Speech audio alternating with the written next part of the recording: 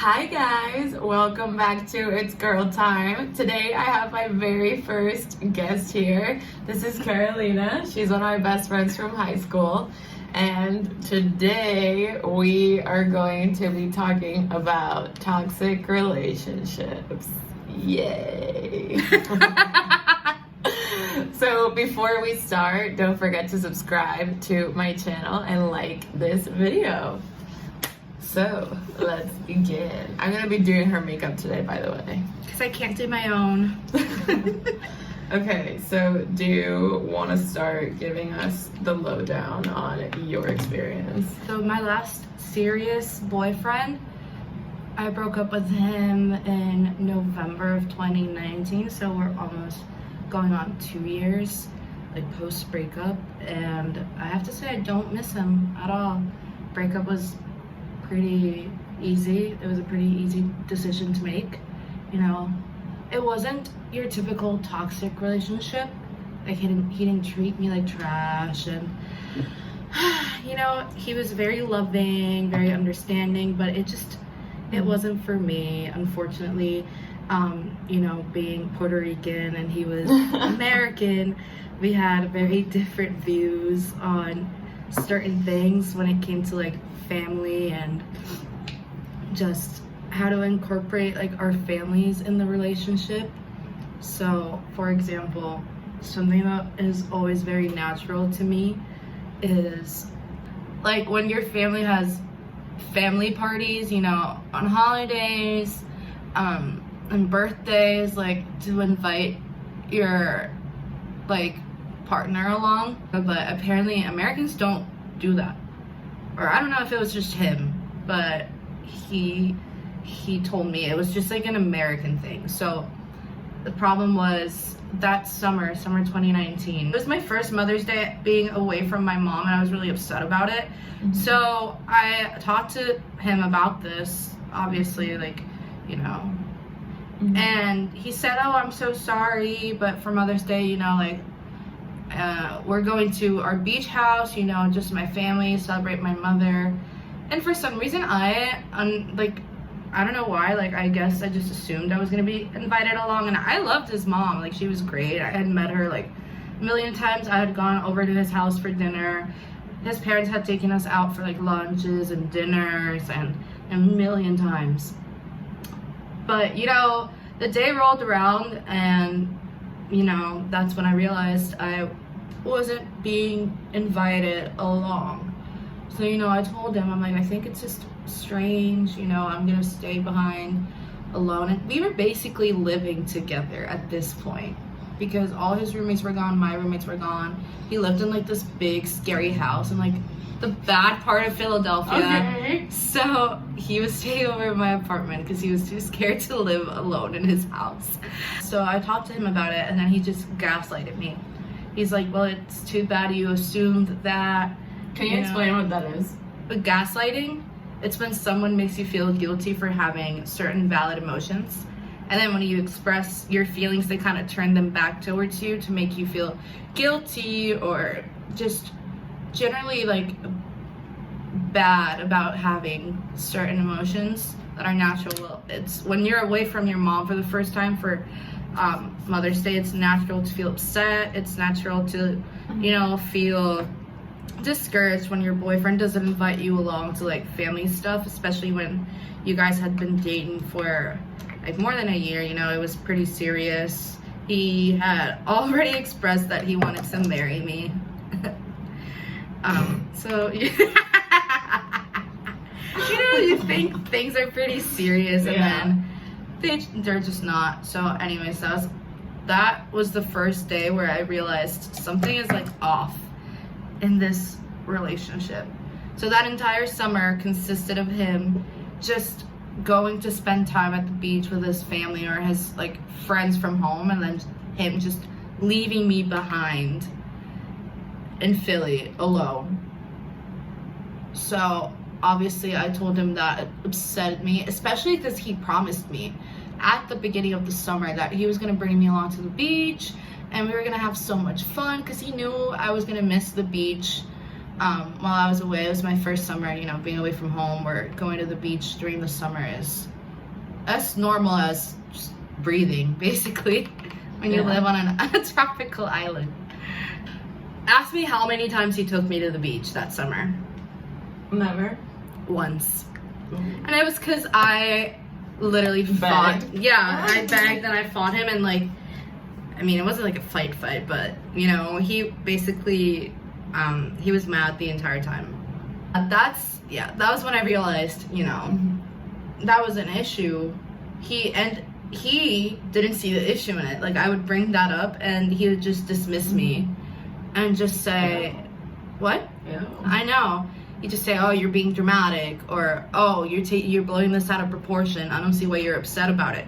So he at one point I thought, yeah, maybe I am being dramatic. Maybe I'm the toxic one. Maybe I'm the toxic one. Maybe I'm the one that's doing shit wrong. Exactly. Basically, it was just me struggling with that for around 6 to 7 months until I realized, you know, he's the toxic one. He's the one who's making me feel guilty for feeling things that are completely valid, you know, being upset about the fact that he didn't keep his promise, and, you know, because I feel like here's the thing about like us, and I feel like I can speak for the both of us right now. Yeah, because we're like, basically the same person. We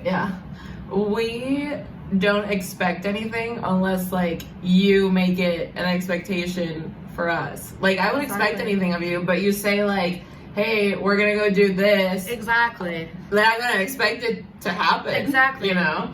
But, you know, if you say that and then like nothing happens, I'm gonna be like, exactly. Where is that? Exactly. And, you know, it's not that you expect someone to do something, but it's, to me, it was just so natural. Like, if the roles were reversed, if he would have been staying here with me in Puerto Rico and my whole family was here, my friends were here, I would do my best to make sure he had the best summer ever. This being his first summer, like, away from home, like, I would bring him to everything, having to do with my family and my friends, you know, because he was a big part of my life, and I thought I was a big part of his life too. But the entire time I felt like I didn't feel worthy of, you know, having a spot in his life. And that was honestly one of the, can I curse in this? Yeah. It's one of the shittiest feelings ever. Yeah. I feel like for me, it's just so normal to include people. Exactly. It's so easy for me to include people in like my life and the things that I want. You know, if you're someone that I want around, exactly, why wouldn't I invite you to be around? Exactly. If he wanted to, he would. So clearly, he didn't want to. So yeah, when we broke up, he cried so hard, and I was just like, buddy, I don't know, you dug your own grave, now you gotta fucking lie in it. So Dude, isn't it crazy that like in my 3 serious relationships, all 3 have cried? All 3 cried. Boys always all 3 cry when you break up with them. They're in like, my 3 serious relationships, everyone cried, and I was like, you brought this upon yourself. What? Yeah, and it's not like we're mean. Like, I wasn't mean when I broke up with him. Like, I was upset too. Like, it was a hard decision to make because I loved him, you know, but sometimes love isn't enough, unfortunately. No.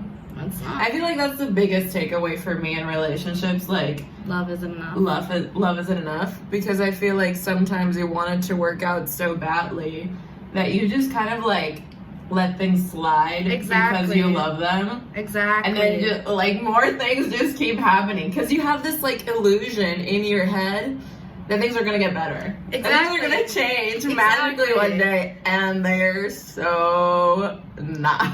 But unfortunately, once a man or, you know, a woman, like whoever you're in a relationship with, starts taking you for granted, that's it.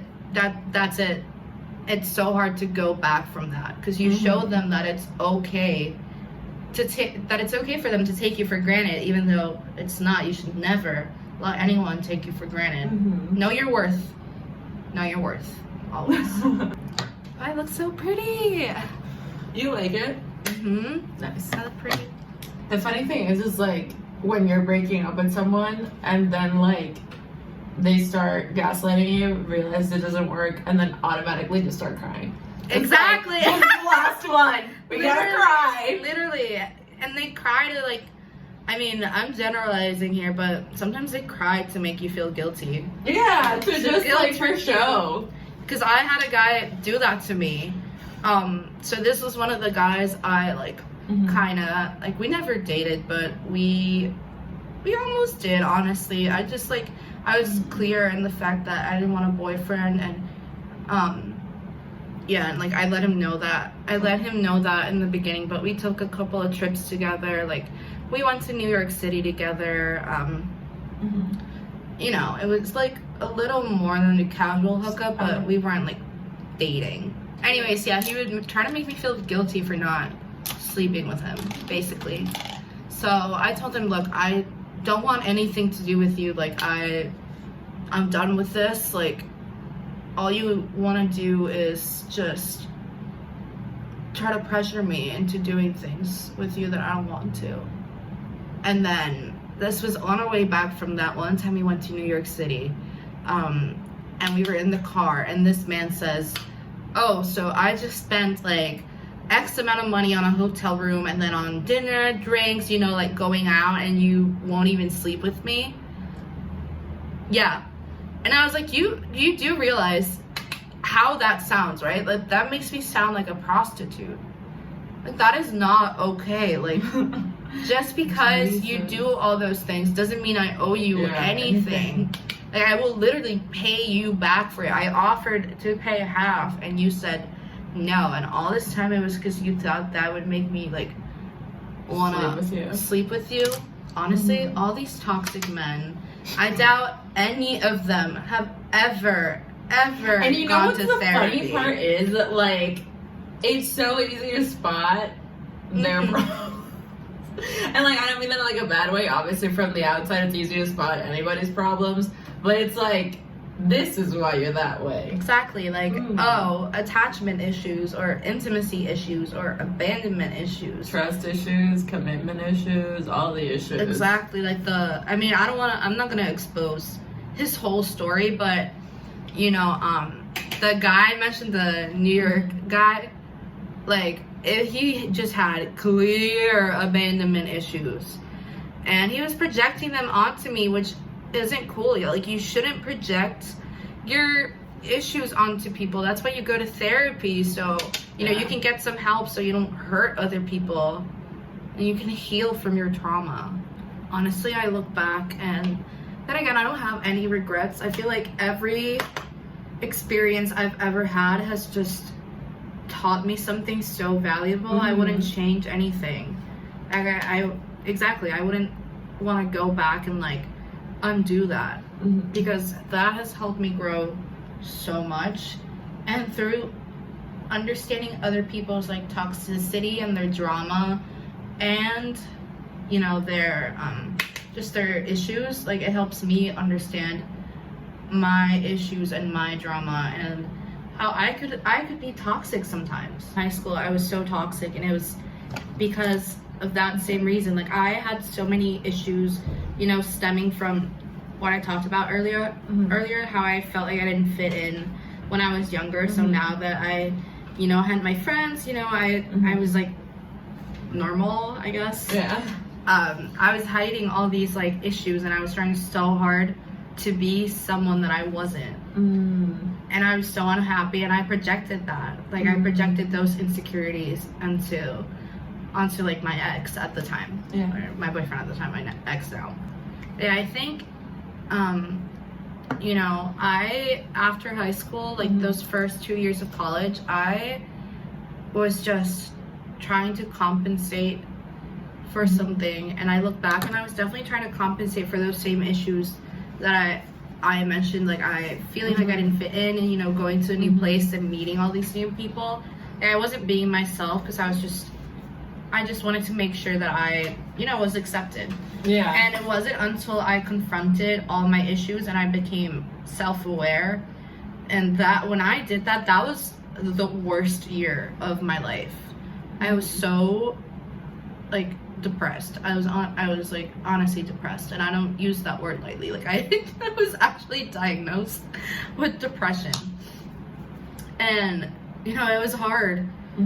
But you know, that first moment when I became self-aware, that was when the healing started, and it was hard, and it's definitely not linear. Like I'll still have some days when I, you know, feel bad, or I'll find myself like falling back into like old patterns, like old toxic patterns. But you know, now that I have that self-awareness, I can identify it and make sure I don't project them and kind of correct my own behavior. And I think that's just really valuable.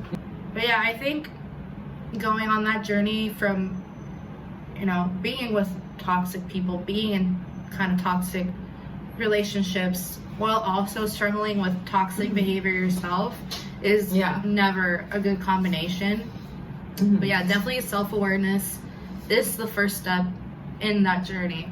Yeah, I get that. I just try to gather my thoughts because I have so many thoughts on this, but I think I'm just gonna end with saying that, you know, it's okay to sometimes be toxic, but you know, identifying that and trying not to project your issues and your issues towards other people. Towards other people. And if you do, because sometimes, you know, we're humans, we mess up, just apologizing for it and you know, try to never not do it again. Exactly. And yeah, don't be toxic, people.